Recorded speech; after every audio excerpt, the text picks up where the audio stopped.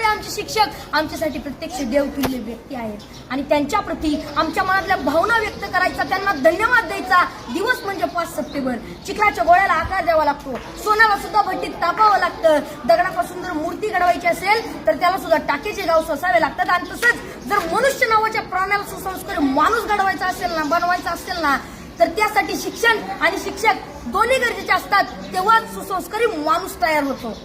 जगावर राज्य करणारा इंग्लंड हा देश आहे आणि या देशाच्या सांस्कृतिक परंपरेने त्यांच्या देशातील शिक्षकांना राष्ट्रपतींइतका सन्मान आणि दर्जा दिला जातो आणि म्हणून तर ते जगावरती राज्य करतात. ज्याला क्रिकेटचा देव मानलं जातं तो मास्टर ब्लास्टर सचिन तेंडुलकर. त्याला प्रसार माध्यमांनी प्रश्न केला की तुम्हाला एवढी बक्षीस मिळाली, तेवढे पुरस्कार मिळाले, तर त्यातलं तुमच्या आवडीचं बक्षीस कोणतं?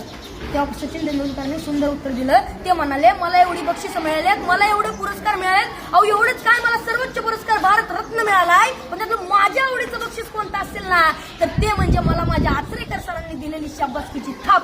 ते जेव्हा म्हणतात ना शाबास सचिन, तेव्हा त्यांची ही शाबासकी मला भारत रत्नापेक्षा सुद्धा मोठी आहे. जी माणसं आपल्या जीवनात मोठी झाली त्यांनी आपल्या आयुष्यातील मोठेपणाचं यशच श्रेय आपल्या शिक्षकांना दिलंय. जगामध्ये एक सर्वात जास्त वाचलं जाणारं आणि सर्वात जास्त विक्री होणारं एक पुस्तक आहे आणि त्या पुस्तकाचं नाव आहे 7 Habits to Highly Effective People. यशस्वी लोकांच्या 7 सवयी.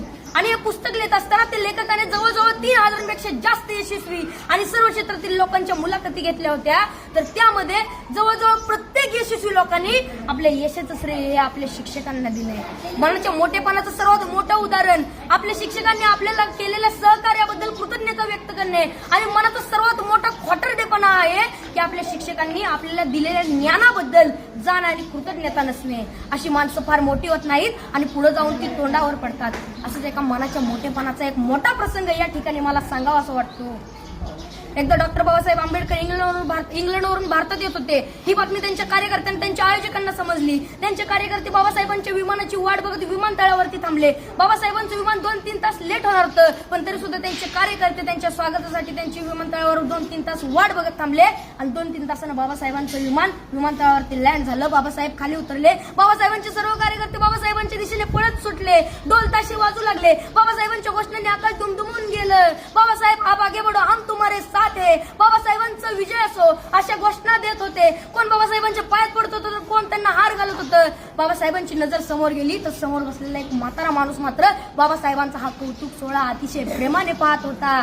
बाबासाहेबांनी गर्दी बाजूला सारली आणि तडकन त्या म्हाताऱ्या माणसाकडे गेले आणि आपलं डोकं त्या म्हाताऱ्या माणसाच्या पायावर ठेवलं. त्या क्षणी सर्व लोक आश्चर्यचकित झाले. एवढे मोठे प्रखंड पंडित डॉक्टर बाबासाहेब आंबेडकर या म्हाताऱ्या माणसाच्या पाया का पडताय?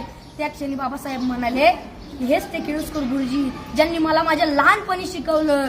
गुरुजींना लहानपणीचा भीमराव आठवायला लागला. मळलेली कपडे, फाटलेली दप्तर, फुटलेली पाटी आणि एवढं ते पोर वर्गाच्या बाहेर बसून वर्गात शिक्षकांनी शिकवलेला शिक्षणाचा एक कण एखाद्या चातक पक्षाप्रमाणे वेचत होतं. वर्गाच्या बाहेर बसून शिकला होता. त्याच्याकडे पाहून ब्राह्मण मास्तर हसला होता, कारण त्याला माझ्या भीमामध्ये उद्याचा ज्ञान सूर्य दिसला होता.